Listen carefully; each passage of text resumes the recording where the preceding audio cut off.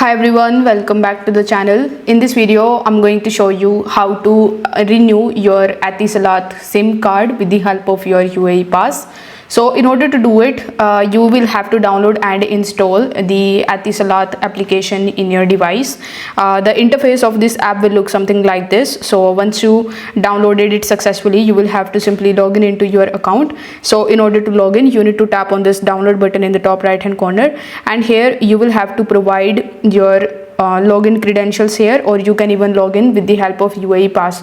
Now since you want to renew your phone number with the help of UAE pass, make sure that you choose this option and log in with the help of your UAE pass in the My Etisalat application. Now once this step is done, you can start your renewing process. So once you are in your account, you need to simply tap on your profile tab, and there you will see the Emirates ID of yours. So you need to simply tap on that. Now it will show you all of the numbers that you have with Etisalat. So you will have to select the number which you want to renew, and you will have to continue with the further steps. In order to renew it, you will have to submit some of the details and authenticate it using your UAE pass.